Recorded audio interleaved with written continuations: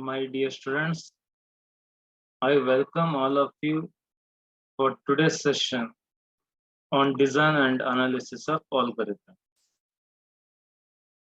In this session, we will have a discussion about one more design strategy, that is greedy method,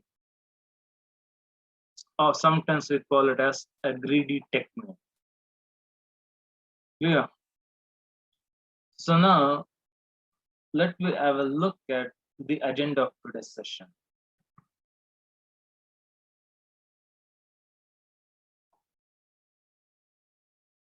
Uh, at first, I'm going to give you an introduction to greedy method. Okay, I will take some simple example. Okay, and I'll justify you what actually greedy method. Got it? I'll make you familiar with greedy method through a simple example. I mean, you will come to know for what type of problem greedy method is preferable. Got it? I mean, greedy method is not preferable for all problem types. Greedy method is preferable for specific problem types. And you will come to know what that type of problem actually it is. Got it? So next, once you get familiar with the greedy method, okay, concept of once you become familiar with the concept of greedy method, okay, then I will give you a generic algorithm for greedy method, like in divide and conquer. I've given you one generic algorithm, right? Similarly, for greedy strategy or greedy technique, there's a generic algorithm. We will have a look at that algorithm. Got it? I mean, for all problems that can be solved using the greedy method, we need to follow the generic algorithm. Clear? And at the end of this session, okay, I will end this session by taking one simple example, coin change problem. Got it? So there's a problem named coin change problem. Okay, that usually it's very interesting problem. Okay, almost every students, okay, everyone, okay, in this entire world has come across this problem, coin change. Got it? Let me tell you what actually coin change means. You have been to a restaurant, got it, and a bill has given to you, and while you want to pay the bill, okay, what you may encounter some change. Got it?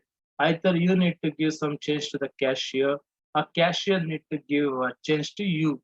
Got it? So the change, what either you are going to give to the cashier, cashier is going to give you, there should be a minimum number of coins. Got it? I repeat, it should be a minimum number of coins. For example, let me say, you are required to give a 7 rupee change to cashier. So what you can do, either you can give him 7 coins of 1 rupee each. Got it? Or you can give 3 coins of 2 rupee each and 1 coin of 1 rupee each. Okay. But the objective here is that we need to give a change, okay, so that it will be minimum number of coins. Got it? Clear, right? So minimum number of coins means to give a change for 7 rupees, what I can suggest, 1 5 rupee coin and 1 2 rupee coin. This is the best solution, right? So this is about coin change problem. We will have a look at it. Clear?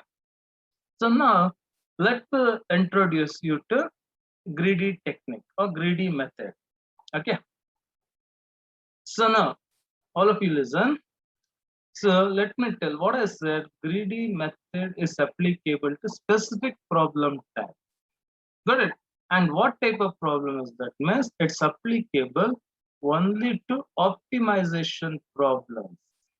I repeat, greedy technique is applicable only to optimization problems. So now, what actually optimization? Got it? Now, what actually optimization problem? Okay. So I'm in for simplicity, let me tell you, optimization or optimal means it's either maximum or minimum in general. Got it? Depending on the problem type, okay, I'm concerned with, I'm making an attempt to come up with a solution whose value is minimum. Got it? Or depending on the problem type, I may attempt to come up with a solution with maximum value. Got it? Means there are some problems where I want to look for a maximum value, or there are some problems where I need to look for the minimum value. Got it? So this extreme value, either minimum or maximum, depending on the problem context, I'll call those values to be optimal value. Got it? With respect to that particular problem. Now, let me give you an example for optimization problem. Okay, I mean, for what type of problems I will look for maximum value, and for what type of problems I will look for minimum value. Got it? Let me take you an example. So assume that you have buy a plot, you have purchased a plot. Got it? I mean to say you have purchased a land. Got it? Or you have purchased a plot or a site. Okay, by paying rupees 10 lakhs. Clear? This year. Now, after 5 years, what you will feel, you will feel to sell your plot, what you have purchased by paying 10 lakh this year. Got it? So after 5 years, three customer will come to you. One customer will tell you, sir, I will see. One thing I need to tell. Since the plot value gets high every year, right? The price of a plot keeps increasing day by day. Clear? So now, after 5 years, since you are planning to sell it, means you are expecting what? You are expecting some profit. I mean, you have purchased paying 10 lakhs and you are expecting a price about 10 lakh. Let me say, let me tell you, you want at least 2 lakhs profit. Got it? You want at least 2 lakhs profit. Yeah. So there are, let me tell you, there are four means your purchase is for 10 lakh. Now, let me say, rather than now three customers come to you. Got it? Three customers come to you, and you are expecting what? At least 2 lakhs profit. Clear? At least 2 lakhs profit. So first customer will say, sir, I will offer you, I will pay you 13 lakhs. I will pay you 13 lakhs. Okay. So you since you expected 2 lakhs, but if you sell your plot for the first customer, you will get 1 lakh extra than what you expected. Got it? So you're going to get 3 lakhs profit in this case. So the second customer will come. Okay, sir, I'm going to offer you 13.5 lakhs. So now what you say, instead of selling to first customer, if you sell to the second customer, you will get what? 3.5 lakhs profit. So among two customers to whom you are going to sell a plot, you're going to sell a plot for the second customer, because the profit what you're expected is maximized by selling to a second customer. Okay, I not told you about third customer, right? Okay, let me tell you, there's something. Okay, in greedy technique there is one terminology I should tell you. So that we call constraint. Constraint means condition. And there is one more terminology known as feasible. Clear? There are two things you need to know: constraint, feasible. I repeat, constraint, feasible. So optimal means what? Actually optimal? It's the max value or the min value depending on the problem context. Okay.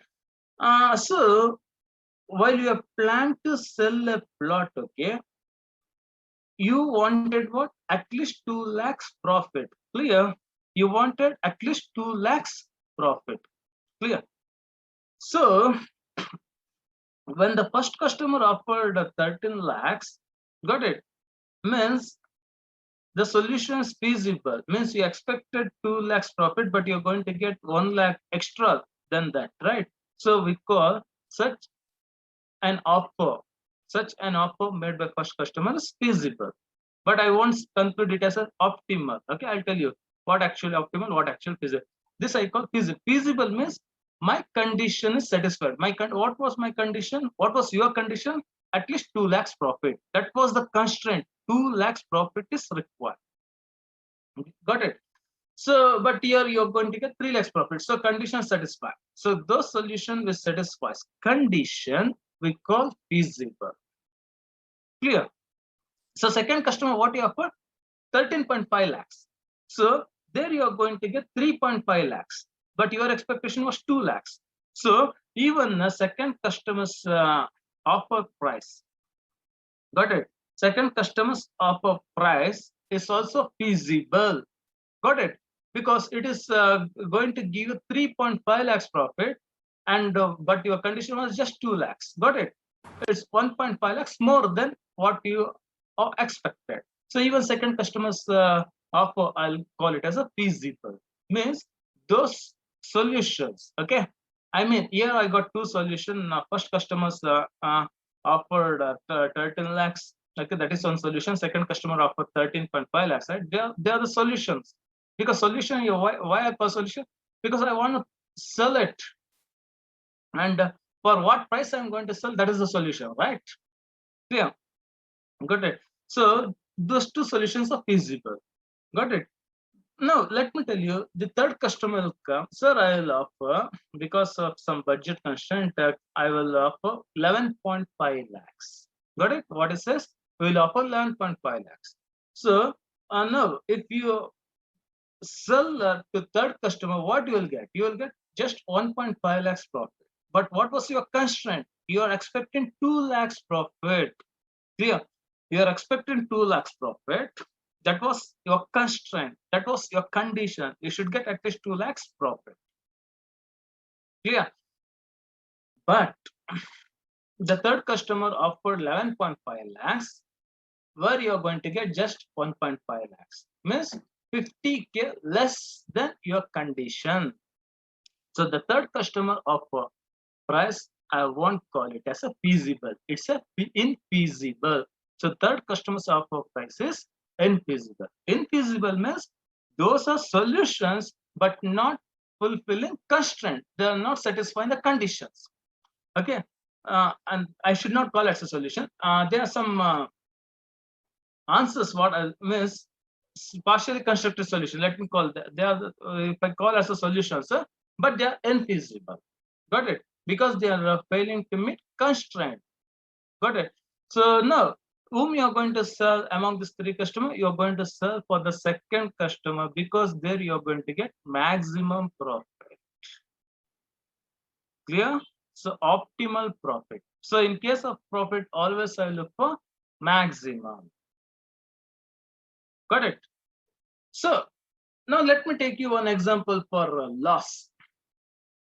Okay. Now let me tell you, this year you have purchased a bike of worth 1 lakh rupees. Okay, you have purchased a bike of worth 1 lakh rupees. Got it? Now what happens, day to day your price of your bike gets reduced, right? Your today you have purchased your bike for 1 lakh. Okay, tomorrow its price may be little decreased. Got it? Because it's because second and bike second one or third one like that. Clear?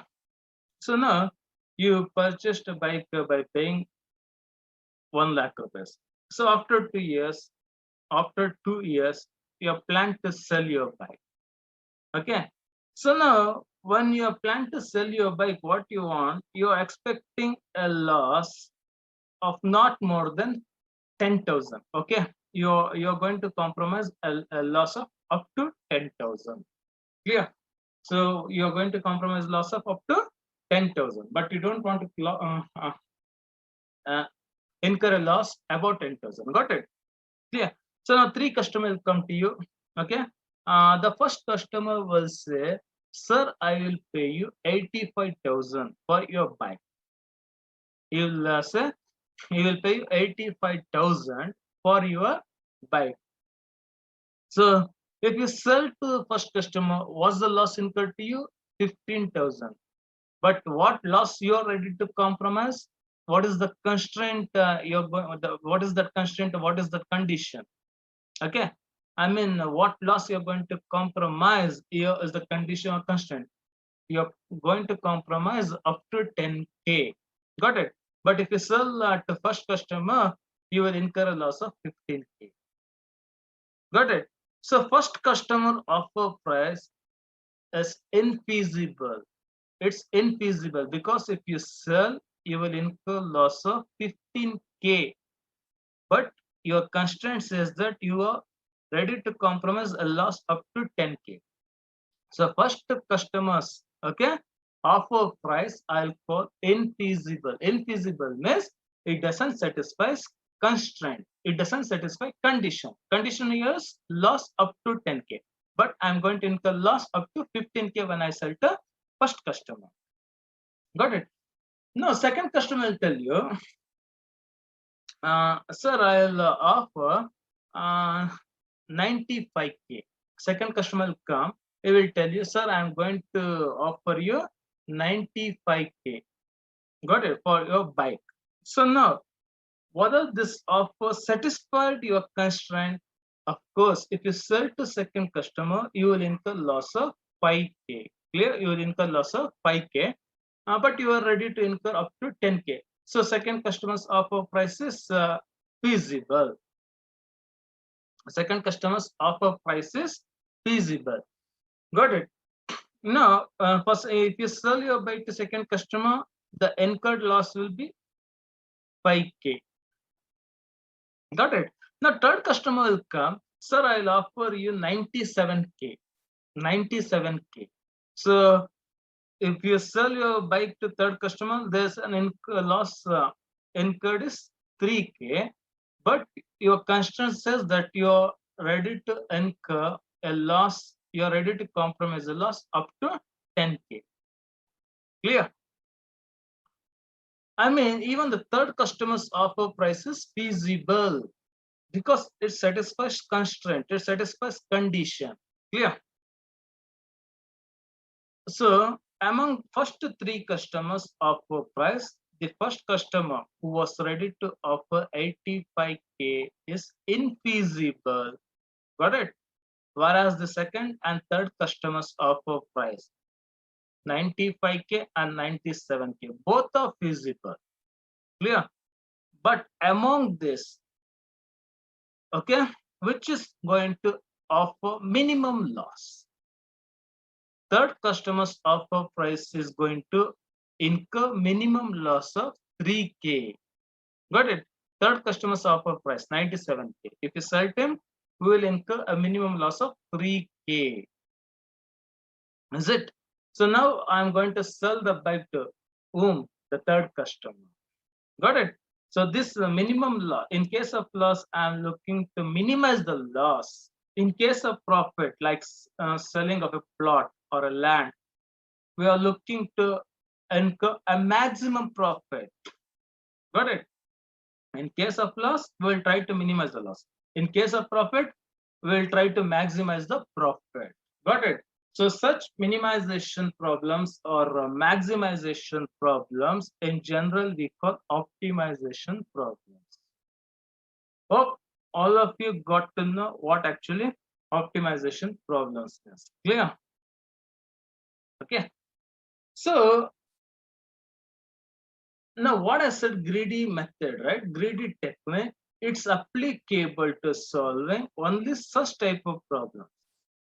Got it? Only optimization problem.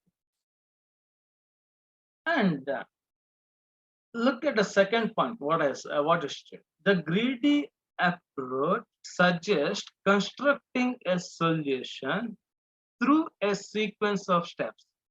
I repeat, the greedy approach suggests constructing a solution through a sequence of steps. Means here, okay, see here, sequence of steps need to be followed.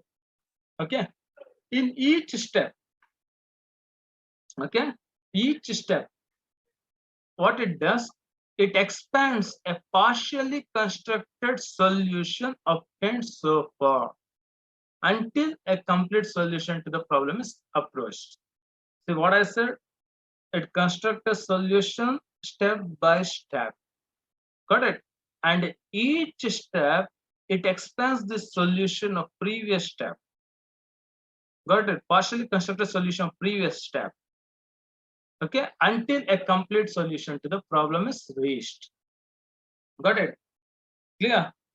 Miss, let me tell you, greedy method constructs solution step by step. Okay, and in each step, it extracts the previously constructed partial solution. Got it? Good, until a final complete solution is reached. Got it? To make you familiar with this, I'll take you one example of coin change problem, and then you will come to the concept of greedy approach. Okay. Let me tell you, in profit or loss problem, what I have discussed. Okay. See, for the second example, concerned with loss. Okay. So what I said, in first stage, that is the first step. The first customer offered you what? 85K, right? So in that stage, what the offer price I have got, I'm going to discard it. That because that is infeasible. So second stage, second customer offered me what? 95K, right? So I mean, in the second stage, what I repeat, for the first stage, what I got was infeasible. So I'm not going to discard the first customer offer price of 85K. Now in the second step, what I got, clear, in the second step, that is second customer offered me 95K.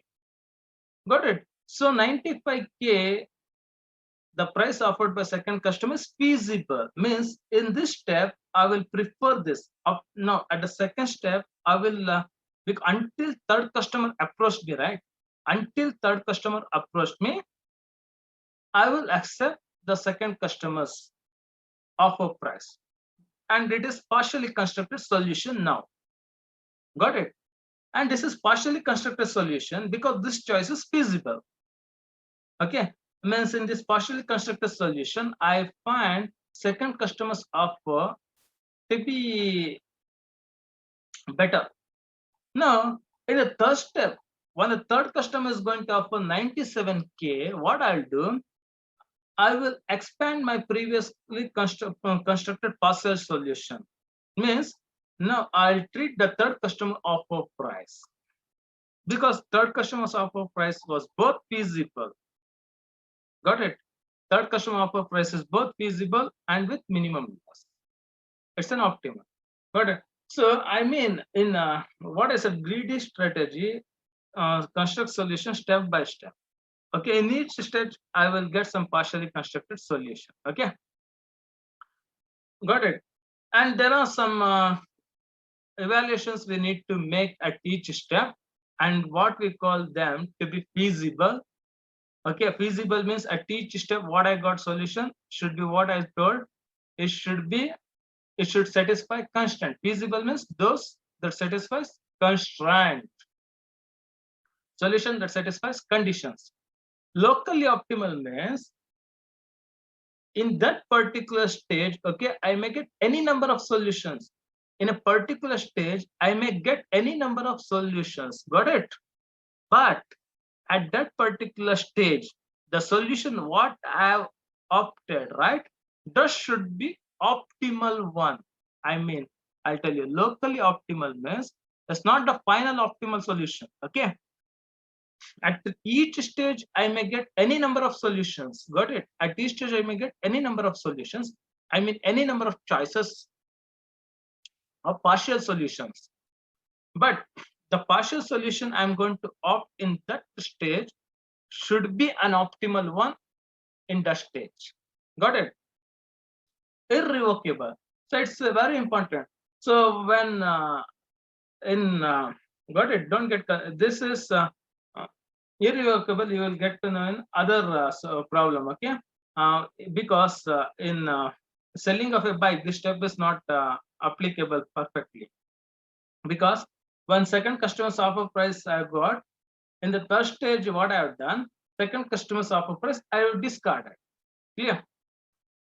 Okay, but in second stage, second customer's offer price was optimal. Got it? So what actually irrevocable means, at any stage, okay, I may get any number of solutions, right?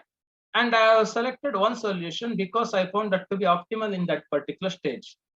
And irrevocable means once I have made the choice, okay, it cannot be changed on subsequent steps. In next subsequent steps, I should not change that. Got it? So let me repeat the three choice. One step the choice made must be, okay, what I said, one is feasible, condition should be satisfied, locally optimal. At that stage, any number of choices may be available, but opted choice should be the most feasible, most optimal one at that particular stage.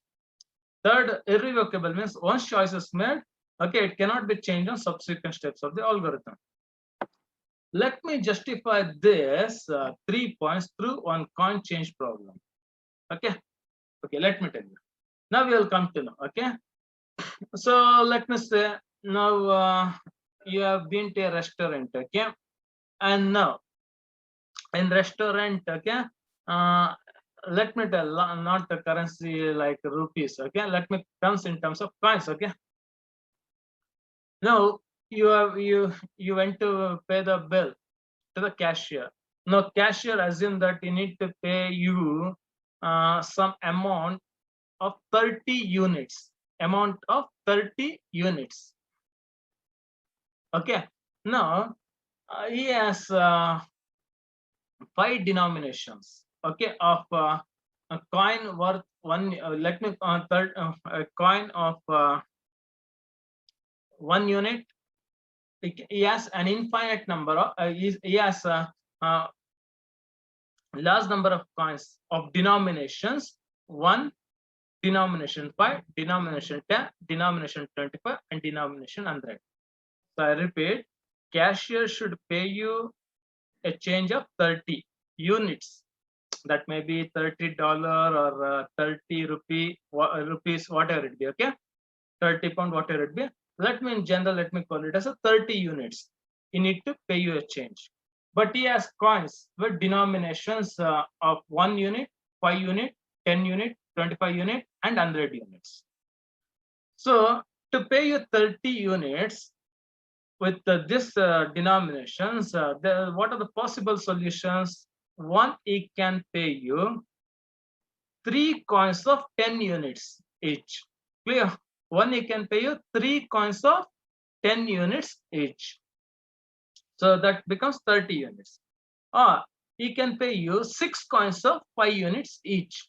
6 coins of 5 units means it's totally 30 units. Or it can pay you 1 coin of 25 units and 5 coins of 1 unit. I repeat, it can pay you 1 coin of 25 units and 5 coins of 1 unit. So totally it will be 30 units. Or he can pay you 1 coin of 25 units and 1 coin of 5 units. I repeat, he can pay you 1 coin of 25 units and 1 coin of 5 units. Clear? Got it? So it's totally 30 units. So look at the slide. Okay. Now cashier can give you a change of 30 units with assume there are any other possibilities also, but I've shown you some 4 possibilities, right?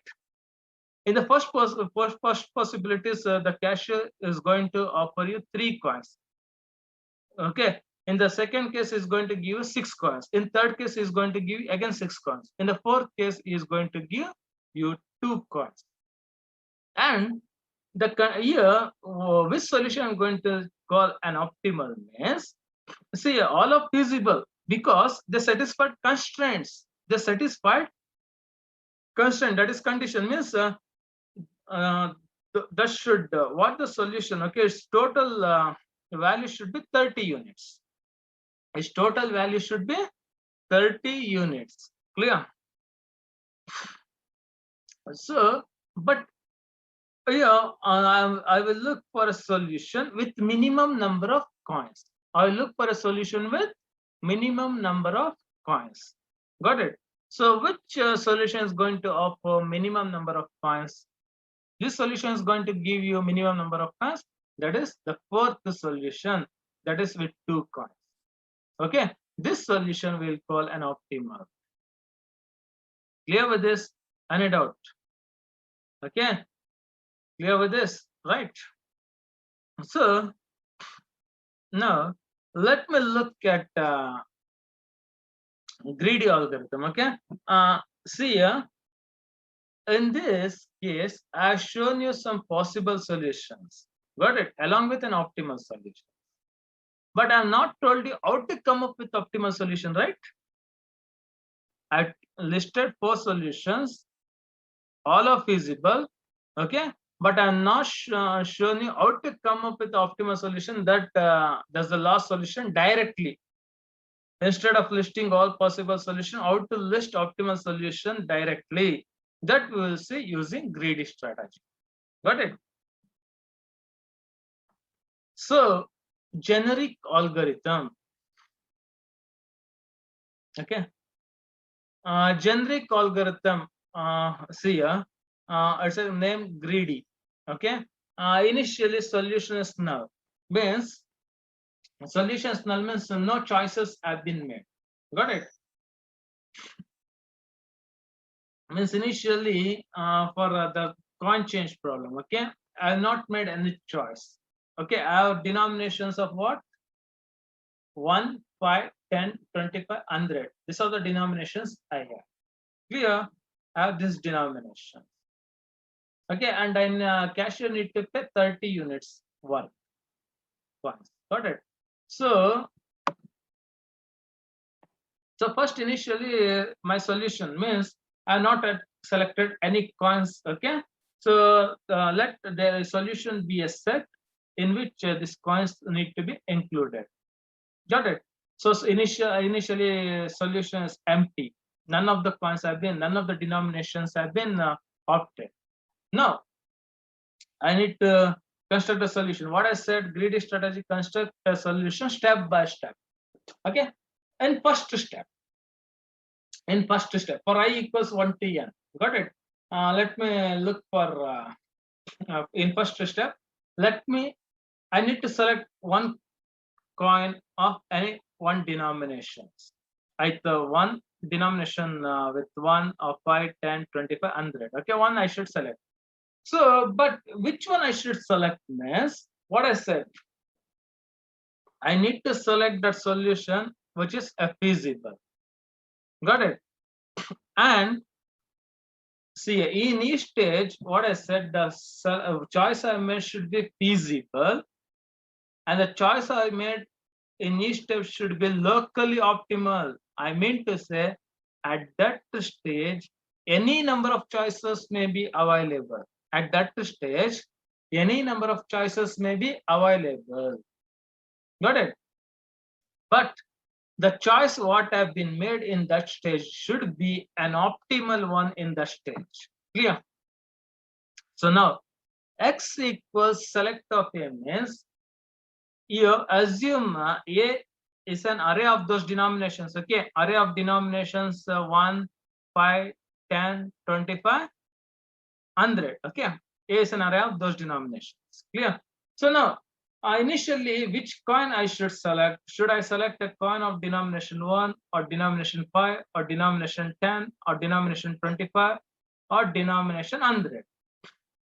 One thing, now I can't select 100, right? If I select 100, it is an infeasible one because and the cashier need to pay to the customer a change worth 30 units totally.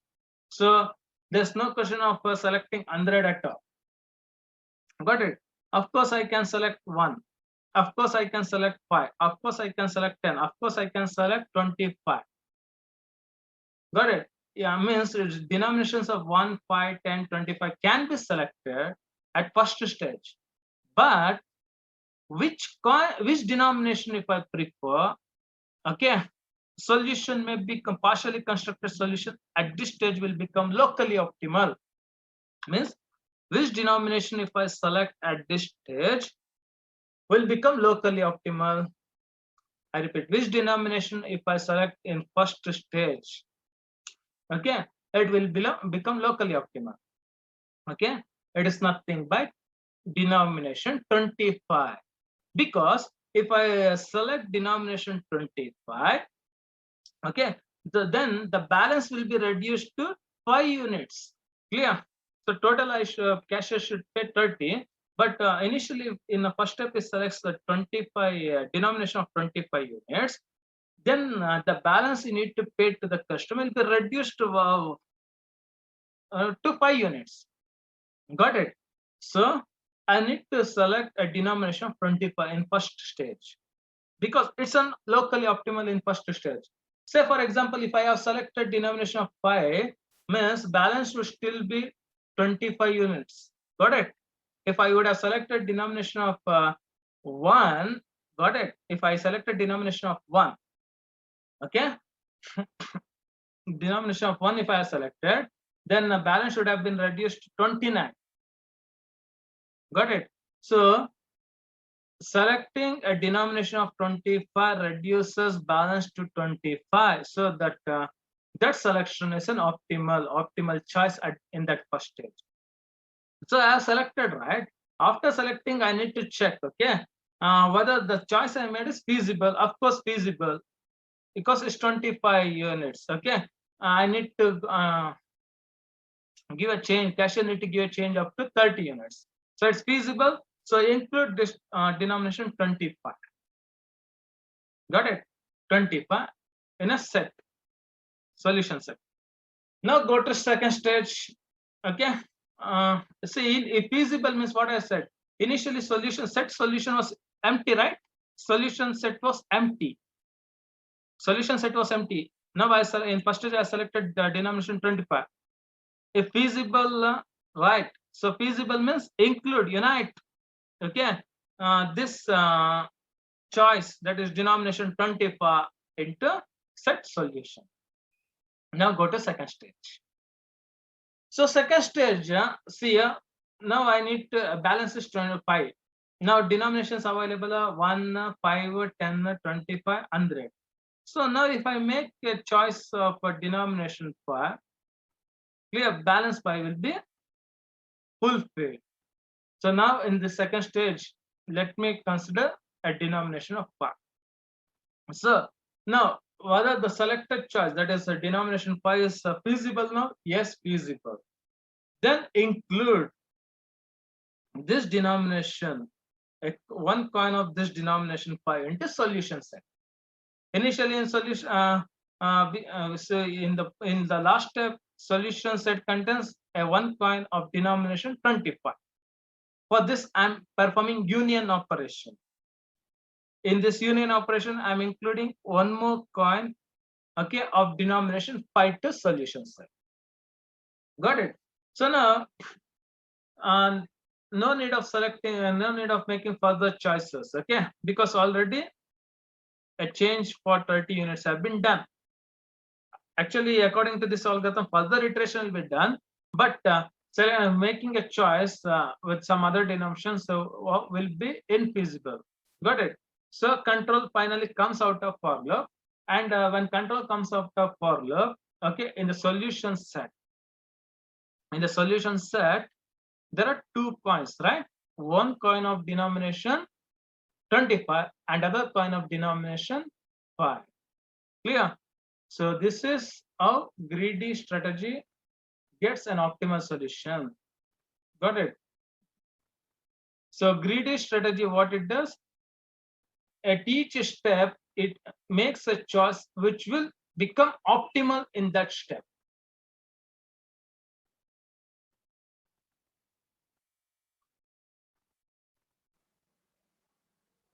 See, initially when I explained this coin change problem, there are 5 options. I told 5 denominations: 100, 25, 10, 5, 1. Got it? And in identifying optimal solution, what I said, first thing, okay, for suppose I want a change for 30. Got it? Suppose assume that you are not aware of greedy strategy. Assume that you don't know greedy strategy. Okay. Now we are applying a brute force strategy. Means what you will do? You need to give a change for 30. Got it? You need to give a change for 30, right? Clear? So what first thing what you will do, and objective here is with minimum coins. So first you will list some possible solutions. Got it? So one solution is the 3 coins of denomination 10. Second solution, 6 coins of denomination 5. Okay. Then third solution says 6 coins. Okay, totally, of which one is 1 coin of denomination 25 and 5 coins of denomination 1. And first solution says that, okay, 1 coin of denomination 25 and 1 coin of denomination 5. Got it? So I means we need to list such possible solutions. Okay, and after listing possible solutions, okay, we need to look among those solutions which solution is with minimum coins. I repeat, brute force. Okay, brute force strategy, what it says that you list all possible solutions. Okay, means yeah, in this case I have listed some 4 possible solutions. After listing 4 possible solutions, you identify a solution with minimum coins. Got it? And that solution we call an optimal one. Got it? So now what happens in brute force? You need to list all possible solutions. It's a time consumption, right? It's a time consumption. So now I don't want to list all possible solutions. Okay, I want to come up with only one solution. Got it? Clear? I need to identify, I need to investigate one particular solution which is an optimal. I don't want to list all possible solution. I should directly investigate one possible solution which is an optimal. Got it? For this, what we need to do, first step is that, okay, rather than see here in example what I've given, denominations 1, 5, 10, 25, 100, right? So first thing what you will do, you arrange the denominations. I repeat, greedy strategy. In greedy strategy, first thing you arrange the denominations in descending order. I repeat, first you arrange the denominations. I repeat, arrange the denominations in descending order. That is 100, 25, 10, 5, 1. Clear? Clear with this? So first you arrange the denominations in descending order. That is, you have arranged first element in choice. Okay, first element in collections. Okay, should be an 100. First denomination in collection should be an 100. Next it is 25. Next it is 10. Next it is 5. Next it is 1. Got it? I repeat, arrange. I repeat, arrange the denominations in descending order. Let me tell you in this example that that is first choice is 100, next to 25, 10, 5, 1.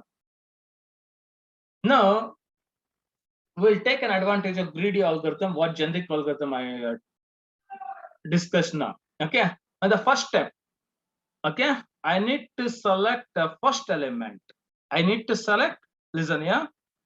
Now coming to algorithm, in the first step, solution is null, right? Solution set is null. Okay, assume that here I need to give, in this case, okay, for the same case, I need to give a change for 30. Clear? I need to give a change for 30 with denominations 100, 25, 10, 5, 1. I repeat, I need to give a change for denominations 100, 25, 10, 5, 1. Okay, so now in the first step, okay, I will select and the first initially solutions. Now in the first iteration, okay, I will select the first choice, that is denomination 100, and that denomination 100 I will assign to what? X. Clear? The denomination 100 I will assign to X. Now we'll check if feasible with this choice 100. No, right? So true part of if statement doesn't execute, means this choice 100 will not be included into solution set. I repeat, because since I have arranged denominations in descending order, that is first denomination is 100, next 25, 10, 5, 1. Clear? So in first step, I will select the first choice, that is 100. Then I will check if feasible. Okay, by selecting a denomination 100, whether I'll get a solution to be feasible. No, because I should give a change for 30. 100 is much more than that. So true part of if doesn't execute. I mean to say, choice 100 will not be included into solution set. So next step, next iteration will come here. That is the I becomes 2, right? Second iteration. Here I will select the second choice, that is 25. Second denomination 25, and that will be assigned to X. Now we will check if feasible with choice of denomination 25. Yeah, because you need to cashier need to give a change for 30, but now the choice is made is 25. So now unite this 25 into solution set. Got it? Because it's a feasible choice. And what the balance will become is just a 5. Got it? So now you come for a third step. Okay, third iteration. I will be 3. Now, in this case, what I'll do, I will select third element. Okay, that is 5, right? So now we'll check whether this choice of denomination 5 will be feasible. Of course, feasible. Okay, so now what I'll do, I will include this 5 to solution set. Solution set was containing denomination 25. With this, I will include the third choice, that is denomination 5. Clear? So now solution set contains only 2 denominations. One is one coin, 2 coins, one coin of denomination 25 and one coin of denomination 5. Got it? So now solution was exact change what should be given to customer. Got it? So I mean to say there is no need of further iterations. Got it? So come out of the loop, return the solution set. So in greedy strategy, first and foremost thing is that you need to arrange the denominations in descending order. Got it? Clear? So now what I've done, I have not listed all possible solutions, right? Through greedy algorithm, I come up with only one solution, which is an optimal. Clear? I repeat, in greedy algorithm, I have not identified all possible solutions. Just I have come up with one possible solution, which only one solution, which is an optimal. Clear? I repeat, in greedy algorithm, I have not identified all possible solutions. Just I have come up with one possible solution, which will be an optimal. So now one more example we'll take. Okay, in United States, okay, like in India we have currency rupee, right? Rupees. Okay. Similarly, in United States, okay, there are some currencies, okay, like coins. They will call quarter, dime, nickel, penny. Means quarter means 25, dime means 10, nickel means 5, penny means 1. Okay. Now with this, you need to give a change for 48 cents using greedy method. Okay. So using greedy method, you need to give a change for 48 cents. So how we are going to solve? How we are going to solve? First, what I told, we need to check whether the denominations, choices A1, A2, A3, A4 are in descending order. Yeah, A1 is 25, is the larger one. Next is second largest A2, that is 10. Third largest A3, 5, and the last is A4, that is 1. So clear with this. So first I need to check whether denominations are in descending order. So greedy algorithm. Okay, listen here. I'm not able to make use of board to explain, right? You listen cautiously. Now greedy algorithm, what it says, first you select, that is the first iteration, first step. You will select the first choice. What is first choice?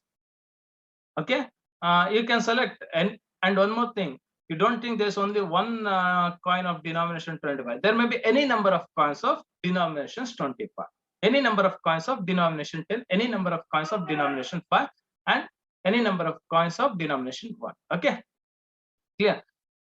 So first step, okay, you will select first denomination, that is 25.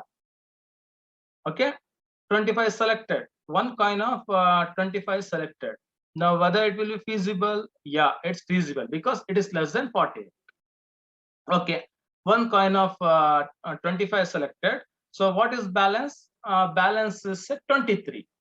Got it? Balance is 23. Now, in the second step, and this selected coin of denomination 25 is included in my solution set. Got it? Now, in my solution set, there's one coin of denomination 25. Clear? So next, in the next step, okay, of course, I have some number of coins of denomination 25 again, and some number of coins of denomination 10, some number of coins of denomination 5, and some number of coins of denomination 1. Now, again, if I select 25, what happens? I needed the balance is 23, right? So I can't select 25 because it will become infeasible. So now I'll select a coin of denomination 10. Got it? Because it will be feasible. So now 10 I will include into my solution set. Got it? So now what is the value of a present solution set? 25 plus 10 is 35. So what is balance? 13. Balance is 13. Got it? So now we'll come to third iteration. Okay. In third iteration, I'll look for first denomination. Whether if I select 25, what happens? Balance record is 13. So if I select the denomination of 25, it will be infeasible. Similarly, okay. Now, if I select denomination of 10, what happens? 10, it will be feasible because I need to balance is 13, but selecting one more coin of denomination 10 will be feasible. So select this coin 10 and include into solution set. So in solution set, what are the coins we have? One coin of denomination 25, two coins of denominations 10. So totally 25 plus 10, 35 plus 10, 45. Now what is balance? 3. Balance is 3. So now come in the next step, okay? Selecting choice 25, 10, 5 will be infeasible because even if I select the third choice, that is 5, is greater than the balance 3. So I will go for selecting one coin of denomination 1, and I will include this one coin of denomination 1 to solution set. Now the balance will be 46. Got it? Sorry, value in the solutions. Value of the solution set is now 46. Balance is 2. So in the next step, again, selecting 25, 10, 5 will be infeasible. So I'll select one more coin of denomination 1, and I'll include into solution set. Now the value of solution set is 47. Balance is 1. Got it? So next, in the next step, okay, I'm selecting 25, 10, 5 will be infeasible. So I'll select one more coin of denomination 1 because it will be feasible. So then I'll include this denomination 1 into solution set. Clear? So now in solution set, what will now the value of solution set is what? Is 48. So balance is 0. So no need of further selections. Got it? So now we'll return the solution set as final answer. So in this first solution set, what are the coins we have? One coin of denomination 25. Clear? Two coins of denomination 10 and 3 coins of denomination 1. Clear with this? So this is about greedy strategy. Got it? So one thing, look at the first point. What I said, greedy thinking leads to giving 1/4 because it reduces the remaining amount the most, namely to 23 cents in first choice. I told you, right? So in greedy, we need to greedy. What it does first, it looks okay, and first step it selects 25 because first choice it makes 25 because it reduces the balance to the most to 23 cents. If in a first step, if a denomination 10 was selected, assume, then balance would have been 33, right? So which denomination will reduce the balance most? Okay, greedy strategy is going to select that. So clear with this, right? So I repeat, always remember,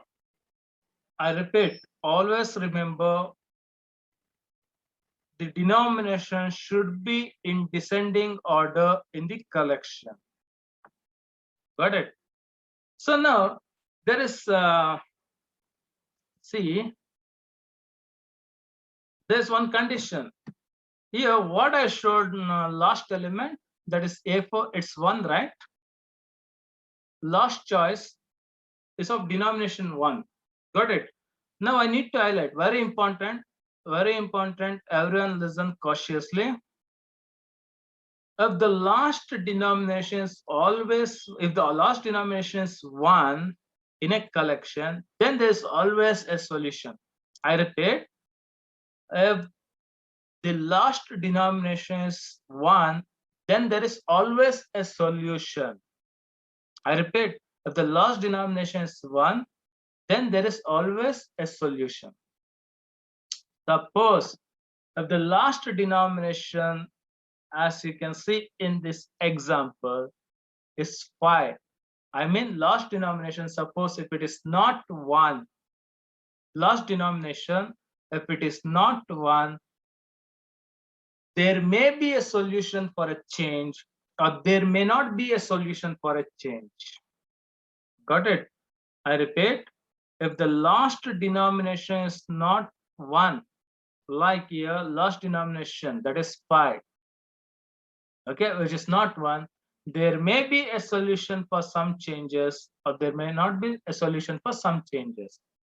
For example, let me say in this example, A1 is 25, A2 is 10, A3 is 5. Okay, these are the denominations we have. Now, can you give a change for 31 with these denominations? Can you give a change for 31 with denominations 25, 10, 5? Just think. Just analyze. Can you give a change for 31 with denominations 25, 10, 5? It's impossible. There is no solution for this example. Got it? So that's why I said, if the last denomination is not equal to 1, there may be solution for some changes. Also, there may not be solution for some changes. For example, with denominations 25, 10, 5, I can have a change for 30. Change for 30 I can have, that is 25, 1 coin, and 1 coin of 5. Got it? There's a solution for some change, but there's no solution for some changes. Like when I want a change for 31 with denominations 25, 10, and 5, solution doesn't exist. Got it? So always remember, in coin change problem, if last denomination is 1, that is the nth denomination of the collection, that is an equals 1, then there's always a solution. But if an is not equal to 1, there may be solution for some changes and there may not be solution for some other change. So this is about introduction to greedy strategy. Got it? Thank you for listening.